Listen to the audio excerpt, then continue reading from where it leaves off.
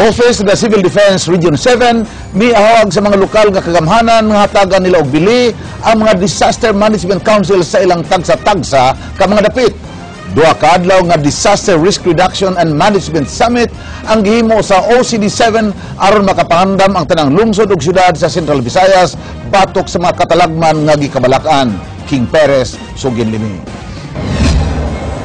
Usa ka Regional Disaster Risk Reduction and Management Summit gipahigayon sa Cebu International Convention Center sugod karong adlaw hangtod Biyernes. Kini gipanguluhan sa Office of the Civil Defense, DILG ug mga Disaster Council sa rehiyon. Kini gapilan sa 136 ka mga LGU sa rehiyon. Matod ni Office of the Civil Defense Regional Director Minda Morante nga mao kini ang labing unang higayon nga gihimo ang DRRM conference sa mga rehiyon lukop nasod ubos sa administrasyon ni Presidente Noynoy Aquino.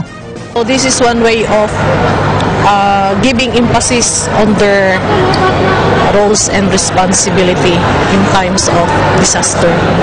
Sa maong conference, hiskutan sab sa mga delegado ang kahimtang sa ilang mga dapit aron matabangan og pagmugna og mga plano nga mohaom sa ilang sitwasyon. Tudluan usab sila sa disaster mitigation, preparedness, response ug recovery. Giawhag ni Morante nga tagaan og bili sa mga lokal nga kagamhanan ang DRRM.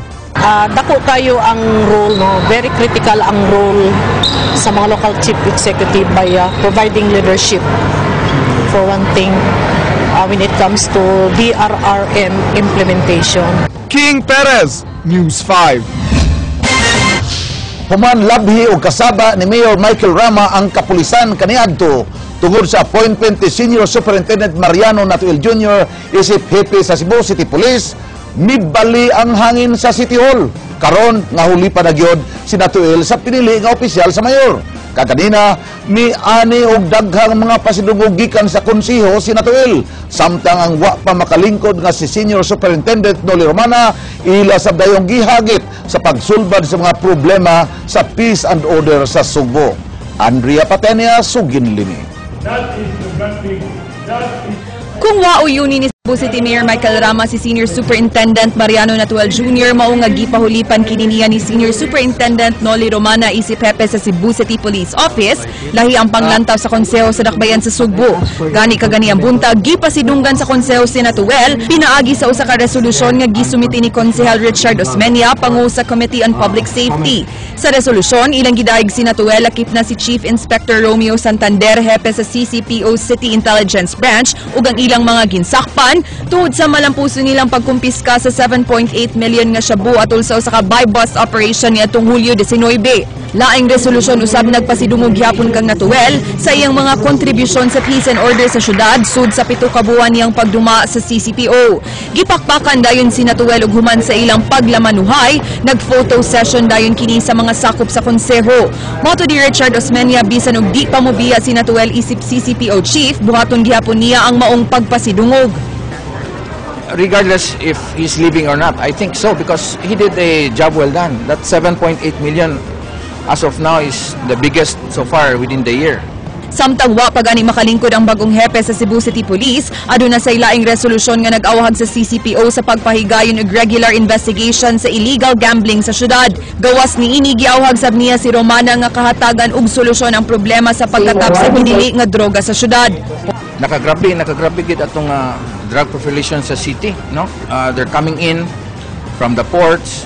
Si Natuel puwerteng lipaya sa pasidungog na iyang nadawat. Matud niya bisan ug wa siya uyuni sa mayor, aduna gihapon siya natampo sa syudad sa Subo. Ito para ni may greatest achievement as simong stint as a CPO director? So far, of course, number one katong sinulog, no? Sinulog activities. Tapos katong Semana Santa, then elections. Samtang mensahe niya sa mayor ug kang Romana, mayon ta ang iyang ikapulis ako ang mas mas labaw pa na. Samtang kung pulos pagdaig ang nadawat ni Natuel, pagsukit-sukit ang nadawat sa mga tao ni Rama nga sila si City Administrator Attorney Jose Marie Poblete ug City Legal Officer Attorney Jerome Castillo. Gipatawag sila sa konseho aron ipamatuod kung angayan ba nilang aprubahan ang ilang appointment. Gipangutana sila kung unsa ang ilang matampo sa syudad. So as Chief Legal Counsel, I should stand by fight for, and if necessary, fight for the cases for the city of Cebu. Gipangayoan sab si Attorney Castillo og katinawan sa mga isyu sa syudad sama sa Rallies case ug ang pakigbangi karon sa syudad sa Sugbo ug Talisay alang sa SRP ug ang away sa Cebu Port Authority tungod sa luna tapad sa kompanya maritima. Out of point. Samtang si Attorney Poblete gilabhan pagmaayo human kini gikwestiyon kung anong gitudlo kini isip City Planning and Development Office Coordinator kapadayon pa mang nagserbisyo ang department head ning maong buhatan nga si Engineer Alipio Bacalso. Gipasabot ni Poblete nga kung ang plantilya ang basihan, si Bacalso gyud ang CPDO chief apan sa actual operations siya ang nagfunction isip hepe ug si Bacalso ang assistant. Dugang niya wa siya nagdawat og sweldo isip CPDO chief.